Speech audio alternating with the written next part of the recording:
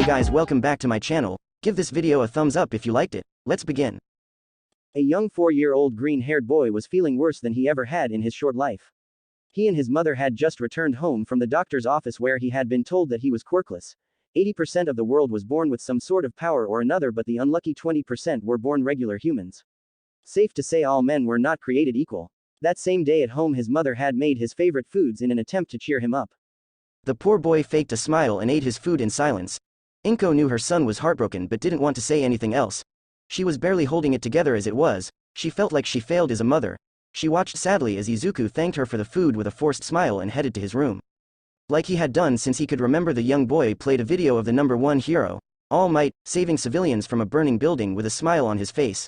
The sound of his room door opening forced him to turn to see his mom standing at the doorway. "Look, Mom. All Might saved everyone," with a smile on his face. He told her, his small eyes glazing over with tears. The boy quickly found himself being enveloped in a hug by his mother, who kept repeating, "I'm so sorry." In her embrace he finally let the waterworks flow and cried his little heart out. He cried so long and so hard that he never realized when he fell asleep. 2 days later Izuku was walking hand in hand with his mom to the grocery store. The word had somehow gotten out that he was diagnosed quirkless. Those who knew the family sent him and his mom pitying looks as they knew how the minority was treated this day and age. Seeing those looks directed at them only made the young boy feel even worse. It took them about an hour, but they had bought everything to make food for the next few days. On the way back his mom stopped by a small stand selling a variety of sweets. He watched as his mom tried a free sample of mochi. Her eyes lit up and ordered a couple cakes. She turned to him with a small piece and offered it to him. He shook his head no, and the pair continued home. The next 6 years of his life were monotonous as he'd found himself in the same cycle. Go to school where he'd be bullied by some of the kids for being quirkless, go home and do his homework, go buy food from the grocery store, and pass by the small stand with his mom. He would never tell his mom this, but the owner of the sweets stand scared him slightly. She was an old lady, very old actually. His 10-year-old mind didn't know how it was possible for her to still be alive. He never voiced his thoughts though, as he knew his mother would reprimand him. That, and although she was scary looking, she was actually very nice to him. She would always let him have a small donut for free and tell his mom how adorable he was. The first time he'd seen her his eyes had been drawn to 3 things. Her longer than average red nose, her white hair that had traces of purple in it, and the diagonal scar that ran from the right side of her forehead to the left side of her mouth. He had expected her to be a mean old witch, but she was surprisingly kind. "Izuku," his mom called him, breaking his thoughts. "We're out of vegetables, we're going to have to run down to the supermarket real quick," she tells him. He nodded and went to his room to put his shoes on. When he made it back to the living room she was checking her purse and motioned for him to exit. As they walked to the store Izuku was having a strange feeling. Something was coming.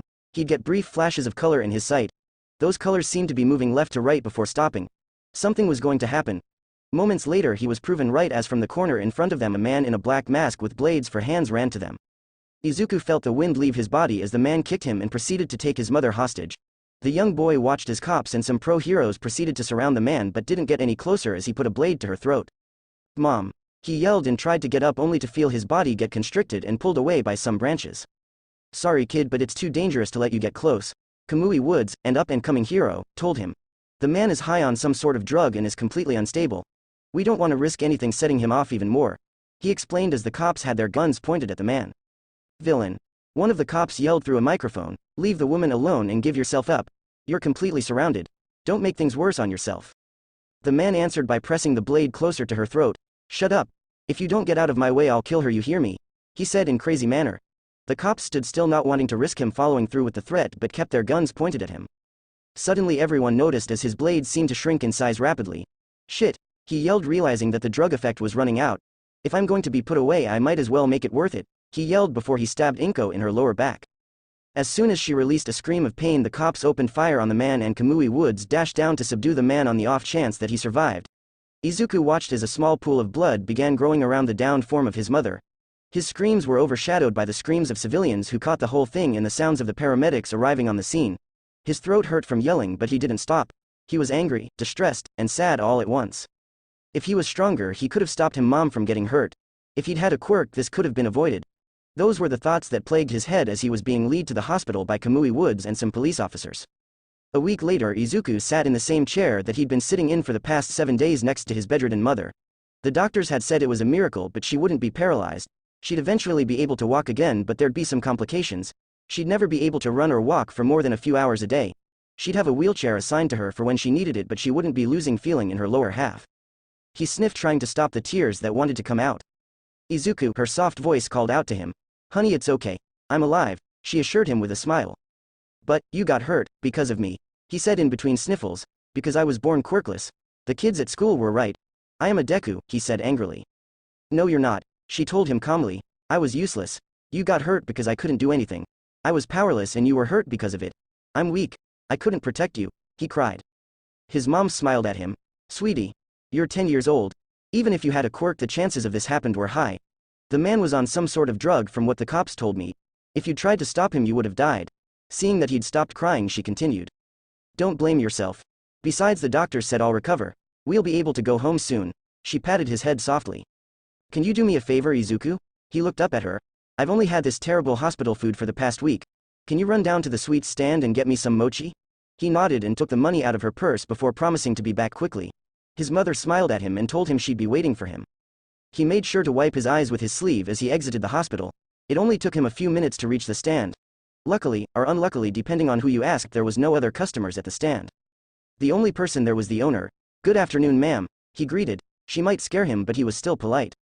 The old woman looked down at him with a small smile. Hello, young man. Buying sweets for your mom? Mochi? She asked as she recognized him. He didn't answer verbally but nodded in confirmation. Excuse me for a moment and I'll get your order, she told him before walking deeper into the building that the stand was extruding from. A few minutes later, the woman came back holding 2 baskets in her hands. One was filled to the brim with mochi and other sweets, while the other one he didn't see anything in. How much will it be?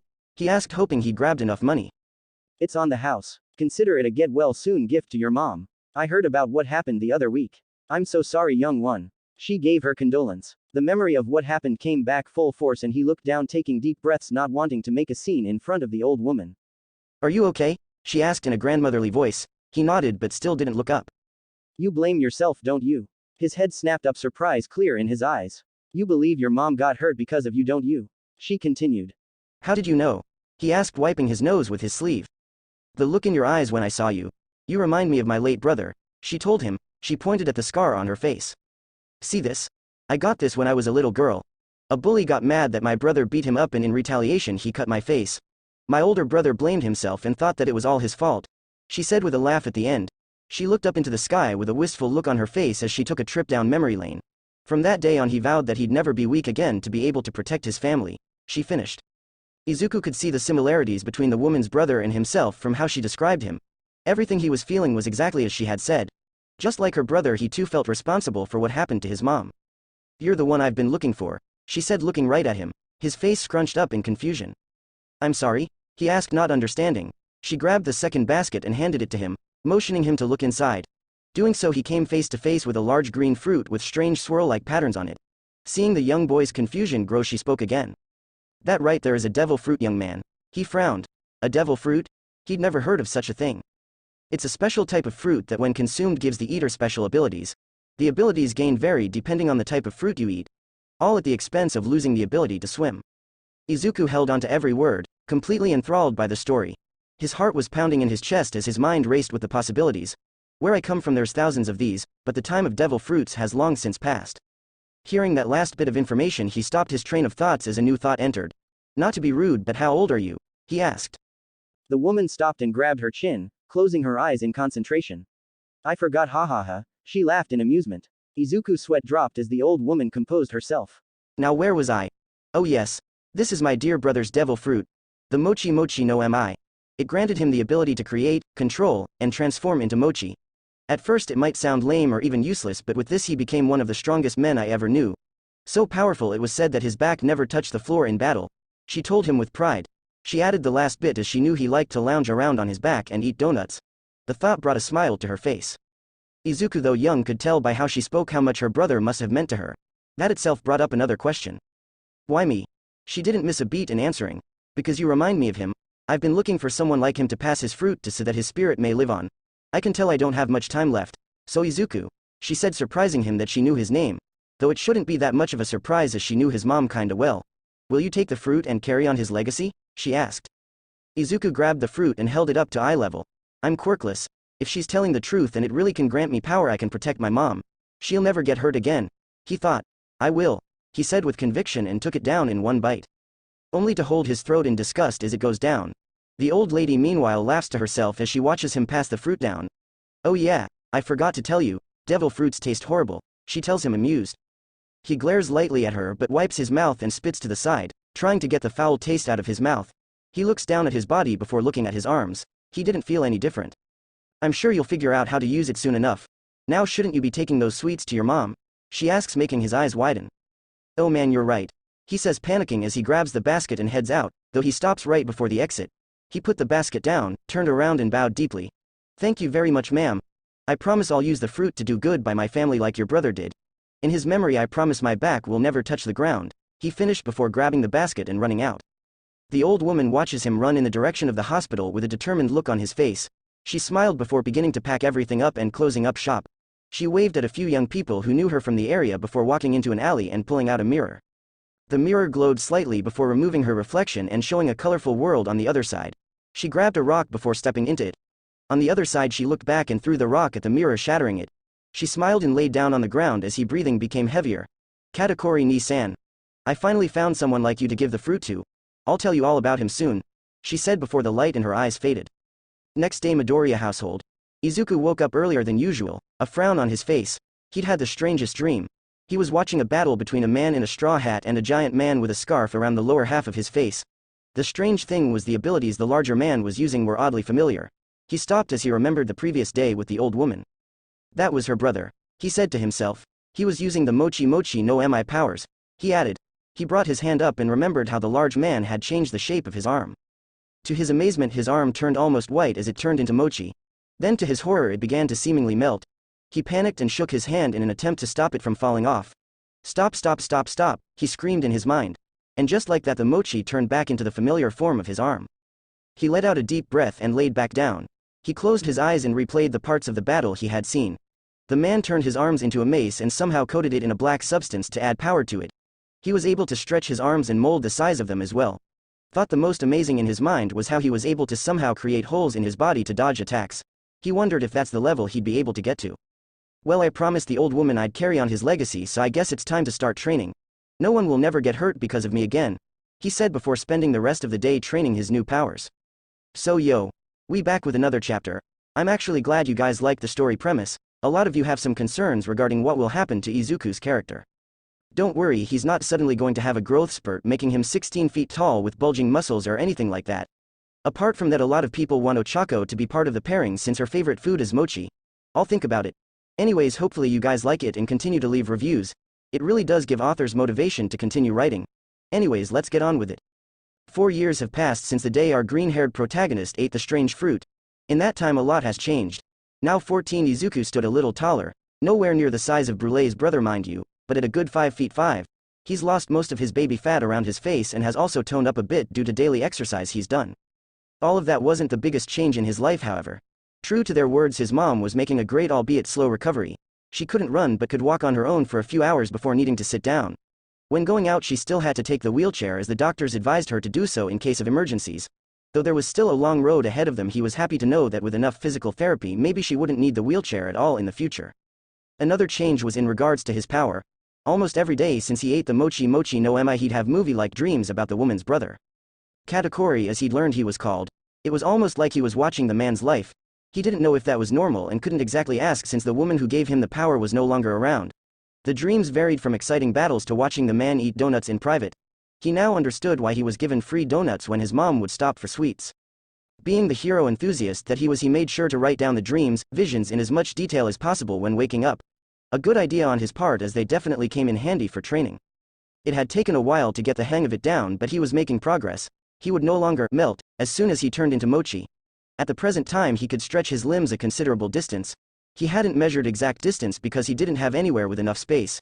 He also learned how to transform parts of his body into different shapes. He could make a morning star similar to the one Katakuri would constantly make. Rearranging his body to avoid attacks took a little longer than making shapes though. It took over a year to be able to create a hole in his body without having to consciously think about it. In the end he had to grab a small rubber ball and throw it at a wall in front of him, then wait for it to bounce back at him. Right before it would hit him he'd try and let it pass through him. It wasn't the best training technique, but it worked. The use of that technique however always brought a frown on his face. He'd seen Katakuri do it at such a speed that it was almost impossible to keep track of. In the battle with the straw hat, who he'd learned was called Luffy, He manipulated his body fast enough to keep up with the red blurs that was Luffy's attack. Even with all that progress under his belt, there was still one thing that he hadn't made any progress on. He couldn't coat any part of his body with that black substance he'd seen. That simple application seemed to boost the damage and power of their attacks. It also seemed that the black substance wasn't exclusive to his fruit, as Luffy could do it as well. Izuku grabbed a nearby notebook titled Devil Fruit Analysis and looked over his previous entry. The last thing he'd written about was the strange colors he'd see. At first it happened when his eyes were closed and he focused, or suddenly when someone was close by. He recalled how on the day of the attack, right before the villain appeared, he'd seen random color in his vision. It moved left to right before stopping. The colors represented presence and movement. It was almost like he knew someone was coming. The colors in his vision were happening a lot more frequently now and more detailed. Occasionally he'd be in his room when he'd see a green outline of a hand reaching for a similarly green outlined door. Moments later his mom would be walking into the room asking about dinner. It was like he was getting a glance into the future. He stopped reading and put the notebook down, a look of realization dawning on him. It would make sense then how Katakuri could dodge the attacks that fast and accurately. He would see them coming and move his body accordingly ahead of time. He scribbled in his notebook furiously, writing down the different ways he could test that theory out. Could there be a way to gain that kind of foresight? How far into the future was Katakuri seeing? It had to be more than just tiny glimpses like him. If he could get to that level, it could help him use the fruit to its fullest capabilities. As he finished writing down his thoughts, a flash of green once again appeared in his mind's eye. He closed the notebook and threw it under his bed in a hurry. A second later his mom peeked her head in. "Sweetie, I have to go to the store and buy some more rice. I'll be back in a bit, okay?" She told him. "I'll probably stop by for some sweets too," she said with a happy look on her face. "Do you want me to go with you? Don't forget your chair. Make sure you have your phone and call me if..." He was cut off by his mom, who had a fake look of annoyance on her face. "I'm just partially crippled, I'm not completely helpless, you know," she told him. "Alright, but still call if you need me," he told her as she headed out. He let out a breath. If I didn't have that strange light in my vision, she'd have seen what I was writing, he thought to himself. He hadn't told his mom about his power yet. It wasn't that he didn't want her to know, it was the fact that she'd worry once he told her and she'd start doting on him a lot more. It would make training difficult with his mom worrying about him. He had a feeling, however, that she knew, or at the very least suspected something though. She'd give him a strange look whenever he'd tell her he was going to the library to study, when in reality he was heading to an abandoned building on the other side of town. It was the only place where nobody would see him and he could practice controlling his mochi. He would tell her soon though. It was almost time to apply to UA, and that's when he'd tell her. His smile dropped slightly at the last part his mom had said. The day after he'd gotten the fruit brulee had disappeared. She had told him she didn't have much time left, so he assumed it had finally come. In an attempt to thank her for what she'd done for him, he'd say a small prayer for her every morning before starting his day. Shaking his head of those thoughts, he headed to the shower to prepare for the day. 2 hours later he was once again on his way to the abandoned building he'd claimed as his own training ground. It was the perfect place for now, but he knew he'd have to switch spots for the more destructive techniques. In the meantime, it worked well enough for him to practice learning Katakuri's fighting style. Half an hour later, as he walked through the slums of the city, he could feel eyes following him as he walked. He wasn't exactly in the safest part of the city, but this is the first time someone has actually attempted to follow him. He stopped, closed his eyes and took a deep breath. Behind him, a few hundred feet, 2 red human outlines were leaning up against a wall trying to look inconspicuous. He opened his eyes and kept walking. As he got to the building, he made no indication that he knew he was being followed and headed inside. They should be here soon, he thought as he walked up to the second floor. As he waited for his soon-to-be victims, he went through a set of katas, doing his best to imitate Katakuri's fighting style, which revolved around fast punches and hard kicks. He had been doing his best to increase his speed as well, and he was proud to say it was coming along well. "Well, look what we have here." A raspy voice came from behind him. Looking behind him, he saw 2 men twirling knives in their hands, looking down at him. Malicious smirks on their faces. "A kid in the wrong place practicing karate or something," he continued before he and his partner broke out in laughter. "You're quirkless, huh, brat?" the other man asked. "Save yourself a lifetime of disappointment and get out of here, kid, this is our turf. Make sure to leave any money your mom might have given you too," he added. Izuku stared back at the men, a serious expression on his face. "Make me." The 2 adults frowned. "Fine, you want to die young, you'll die young." The first man who spoke rushed at him, knife ready to slash him. It was no use, as he pretty much telegraphed his movement, which made it easy for him to sidestep. As soon as he moved, a red fist shape appeared in his vision. He ducked under the punch that was coming, spun around and kicked upwards. Turning his leg into mochi, he extended it rapidly, kicking the man in the chin. His head flew back, blood flying out of his mouth as his body was shot into the air. Izuku wasn't done yet, however, as he swung his hand at the man, extending his arm and turning his hand into the signature Morning Star Katakuri was fond of using. He wished he could have added the black coating, but it would do for now. The mochi construct hit the man with enough force that he was shot into the wall, leaving spider cracks in it. The man dropped to the floor, his eyes having rolled into the back of his head. Now it's just you, Izuku told the man as he turned around. Unsurprisingly, the man's eyes were wide as saucers. Now, having realized they had picked with the wrong person, Izuku watched the many expressions on the man's face. It went from shock, to fright, to resolve. The thug grit his teeth and rushed forward to thrust the blade at him. Unfortunately for him, it was no use. Izuku kicked the man's wrist, forcing him to drop the knife before spinning and kicking the man in the chest, pushing him back a few feet. The man dropped to a knee, trying to get air into his body as that kick had winded him. Izuku's leg was turning into mochi as he prepared to finish it off, but stopped as he remembered something. It was a technique he hadn't tried yet that he'd seen in one of his dreams. He took a deep breath and willed his arms and torso into mochi. He almost became giddy when he looked up and saw 6 tendrils above him take the shape of his fists. As the man was finally getting up on his feet, he willed them to attack. All 6 extra fists attacked rapidly at different intervals, making dodging almost impossible. Apart from that, his own 2 original fists also added to the damage. In a matter of seconds, over 100 punches were landed. Willing the mochi back into his body, he took a couple deep breaths while looking at the damage. The man was out cold, his face bloodied and body bruised. Increasing the size of his hand, he gathered the 2 men and shot them out of the nearest window. They'd survive. A few broken bones and a bruised ego, but they'd survive. Wasn't much of a challenge. This power is amazing, he said to himself as he clenched his fist in front of his face. Patting himself on the back for a few more seconds, he shook his head and went back to training. The next day at school, now I hope you've all thought long and hard about your future and where you want to be. Their teacher began as he looked through the stack of papers in his hand. He flipped through a couple before looking back at the class. Oh, who am I kidding? You're all going for heroics, aren't you? He asked rhetorically, throwing all of the papers on his desk. The classroom went wild with cheers. Some of the kids even displayed their quirks in their excitement. He raised his hands and waved them up and down in an attempt to calm them down. Bakugo, he called out. You actually applied to UA, didn't you? He asked the sandy blonde. Immediately the class broke out into mutters. He may be an asshole, but he has a shot to make it in, one student commented. With an attitude like his, I doubt it, another added. Well, he has a pretty powerful quirk, so he's almost guaranteed to get in, another pitched their 2 cents. Yeah, I already aced the mock exam. You extras can bet I'm gonna be the first person at UA to come from this dump of a school, Bakugo replied, small explosions going off in his hands. Actually, Midoriya, the teacher called out, ignoring Bakugo's insults to the others and the school as the staff usually did. You applied to UA too, it looks like.